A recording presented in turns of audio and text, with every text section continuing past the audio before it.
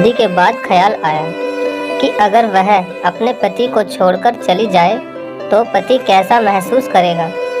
यह विचार उसने कागज पर लिखा कि मैं अब तुम्हारे साथ रहकर बहुत ज़्यादा ऊब गई हूँ और मैं अब तुम्हारे साथ नहीं रह सकती, इसलिए हमेशा के लिए मैं अब ये घर छोड़कर जा रही हूँ।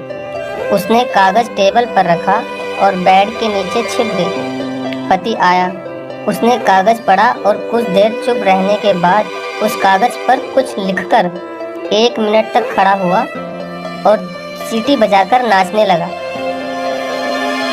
फिर उसने अपने कपड़े बदले और फ़ोन उठाकर अपनी गर्लफ्रेंड को फ़ोन किया और उससे कहा कि जानू, आज मैं बहुत खुश हूँ। आज शायद मेरी पत्नी को पता चल गया कि वो मेरे लायक ही नहीं है और अब मैं उससे आज़ाद हो गया हूँ और तुमसे मिलने सामने वाले पार्क में आ रहा हूँ। जल्दी से तुम भी तैयार होकर पार्क में आ जाओ।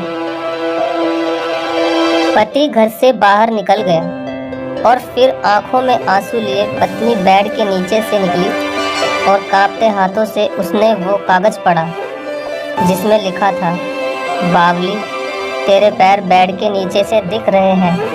तू चाय बना और मैं पार्क के सामने से समोसे लेकर आता हूँ, ओके? और सुन मेरी प्यारी पत्नी, मेरी ज़िंदगी की खुशियाँ तेरे आने से है। आधी तुझे सताने से है, आधी तुझे मनाने से है। अंत में हम दोनों ही तो साथ में होंगे पगली। भले ही हम झगड़े या गुस्सा करें, एक दूसरे को हम कितना भी बुरा भला कहें, मगर हम दोनों को अंत में एक साथ ही तो रहना है। मैं रूठूं तो तू मना लेना, तुम रूठो तो मैं मना लूँगा। आंखें जब धुंधली होगी तब एक दूसरे को सामान दिखाने के लिए और एक दूसरे को लाड लड़ाने के लिए हम दोनों ही तो होंगे एक साथ। और मुझे कुछ नहीं हुआ, बिल्कुल ठीक हूँ कहकर बहकाने के लिए आखिर में हम दोनों ही तो होंगे। जब घुटने दुखने लगेंगे और कमर झुकने लगेगी तो अंत में हम दोनों ही तो एक दूसरे का सहारा बनेंगे और बाद में बेटों को बहुएं ले जाएंगी, बेटियों को दामाद ले जाएंगे।